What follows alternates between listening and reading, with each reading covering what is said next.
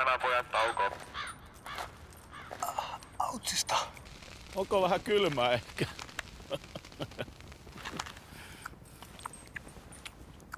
Action!